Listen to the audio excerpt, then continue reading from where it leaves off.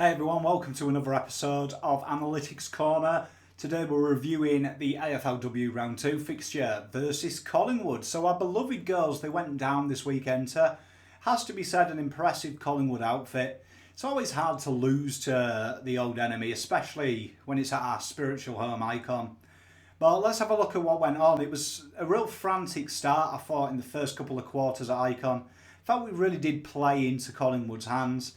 Harford's tactics do require patience to penetrate and break down opposition.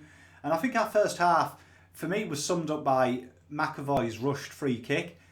It was turned over inside 15, it resulted in a goal on a counter-attack. And I thought a lot of the decision-making, particularly in the first quarter in particular, was just very rushed. It felt it was get it in at all costs. We didn't take our time. Sometimes we need to slow down. I think you look at Richmond, I think AFLW's side, Carlton's, is very similar to how Richmond men's play, and kind of that real intense high ground pressure.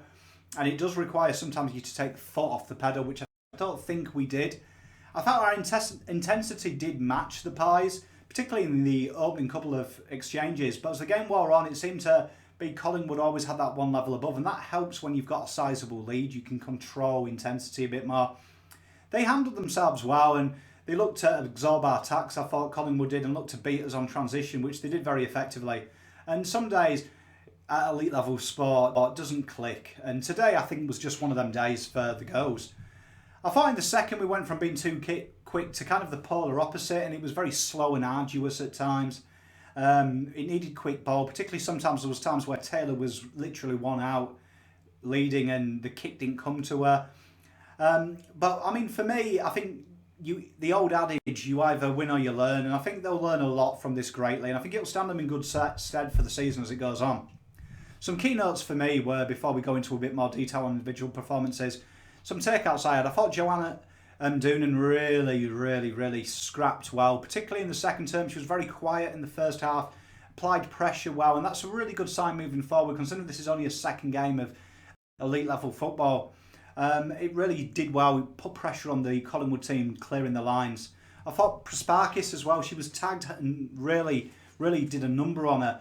And I thought she fought hard. I thought it was unfair of the commentators to, when I rewatched, criticising her for throwing her arms up in frustration. I personally like that. You look at Dustin, you look at Danger, very similar players. They get very angry and very grumpy at times. And I think that shows that, she cares, and I think that will only add to improve our skills, because the skills just weren't there. I mean, I don't like to slate umpires really, but I mean, for me, this is why when you've got using AFLW as a training ground for umpires, I think is really unfair. For me, this is the elite level competition for the women, so I think that it should be elite level umpires. We have the VFLW, we have the VFL for apprenticeships. Don't think this is the place. For me, I thought the goal umpire with that behind that never was probably the most maddest thing I've seen in football, especially when you're in a key position to see it. I mean, we did touch on the forward line. The potential in the pre-season that I talked about, it was to boom. And for me, one of the takeouts, 31 inside 50s to 13, a losing effort. The scoreline didn't reflect the opportunities created, and it felt disjointed at times. To me, it was too spread. And when the ball hit the deck, I felt we didn't really compete as well as we did against Richmond for it. I thought Taylor was really unlucky. She was exposed quite a lot. And for me, it became obvious our game plan was to hit targets to her. And for me, at times, it feels like our plan B has come up with a better plan A. Where against Richmond, there was a lot of outlet passes, and we worked it into the 50 well. For me, Taylor's a superstar in every sense of the word. And I was really happy that Collingwood commented that she's useless in the air, because to me, when it really matters and we play these guys when finals are on the line, you watch Taylor kick a bag. So, I mean, for me, that's one of my positive takeouts. So let's get on to what I saw as the votes. For me, I thought 3 votes all day belonged to Grace Egan.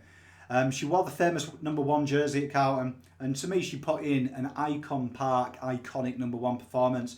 Super intent every time she had the ball to move forward and make something happen. 18 touches for an endeavours. She was clean by both hand and foot. The more I watch her, the more I get excited about seeing this firecracker play. She just seems to be getting, I know it's early in her career, but better weekly. Her intensity, intent, her highlights for me. 2 marks and a massive 11 tackles, showing that she's really becoming an all-round player already and a very important cog in that system. 2 votes for me went to Chloe Dalton. The improvement from her is outstanding. It's hard to believe that this isn't her natural game and she comes from a rugby background. However, you're seeing the skill she displays in rugby. She possesses exceptional game awareness. Space usage is off the charts. Real good awareness of what to do in space and tight running lanes. Her running patterns and her running with the ball for me is just fantastic. Her off the ball moment creates outlets, creates pressure, creates uncertainty in her opposite person. And she must have one of the most biggest booming kicks in the comp as well. I mean, she really gets a bit of meat on that. Great performance from her, and it sets it up for a long year for her. I know she'll be disappointed with the result, but I mean, personally, again, finishing with 13 touches, 3 marks and 2 tackles. Top-notch performance, you can't fall off, deserving 2 votes. Now, for me, 1 vote was tough. There was a plethora of people who were probably on the precipice. Prespakis was probably unlucky because she fought back well. Taylor, to me, she worked very hard against adversity. But I put with Jess Hoskins. Her chase down tackle was just phenomenal, and she did that a couple of times. Both her and her sister really, for me, personify what being a Blue is about. Hard work, never say die attitude, get up and do it again. Pressure queen throughout for me. Good usage when she had it. She did that short kick really well. And for me, you just feel like she's 1 tackle away from shifting momentum. You get up off your seat. She finished the day with 11 touches, 2 marks, 5 tackles. And for me, a deserving winner of 1 vote. I do think her and Jess are very underrated. They may not get the claim that Maddie Prespakis, Taylor Harris, Fessio, but I mean, their intensity is, next level. Remind me a lot of the Ed Kerner, just goes about their business. And without them, you'd miss them. They just do that 6, 7 out of 10, 1% stuff that really drives a team forward. Player focus today is her sister, Sarah. As you can see, like Jess, she was just pressure throughout the ground, kept the forward line honest for me, forced a couple of turnovers by her proximity to the kick. If you watch her, she's always a fingertip away. You're never going to get an easy outlet from her. Good spread of touches, and she was a real cog in transition, laying off that smart handball to a runner, short kick to really keep the chains moving. It's very important when you're playing a transitional game to keep the cogs going, not be static for too long. And for me, she's just forces turnovers through tackle. I mean, her tackling technique is a phenomenal and invaluable asset. You watch her tackle, she really wraps them up well, turns them so they can't get the ball away. She's like a holding the ball machine. And for me, vital asset in today's game, whether you're looking at the men's or the women's. And she gains territory really quickly. She doesn't mess about. Solid performance. Really enjoyed Sarah's intensity today. It was one of the takeouts for me. Let's look at the in-game numbers. We can see it was fairly even across the board apart from 2 disparities. I mean, Collingwood had a lot of the ball, and it is their kind of game plan. But aside from that, it is fairly even across the board. The big one for me, though, was marks inside 50. They worked it into our back line. They found the loose person. And too frequently, I felt that, we were just disjointed in the forward line. There wasn't a movement today. For me, one of my takeouts as well is Nicola Stevens. For me, I like her rotating through the back line in the midfield. I just feel that the forward, her skills just aren't utilised enough.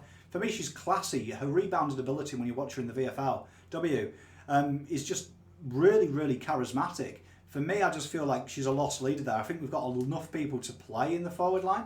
For me, I like her assurance down the back, especially considering her reputation does stem for the fact that she is so dominant down the back in VFLW.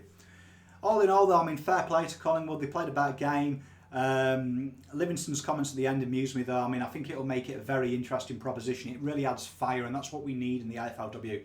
We need rivalries. We need, fire in the belly type stuff, because these girls, really do impress me. And, it was a tough loss, but I mean, I took a lot of heart and courage out of that game, and I am itching to review next week.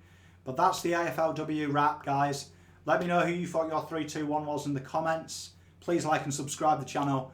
And as always, stay navy blue, folks. I look forward to seeing you soon. Thank you.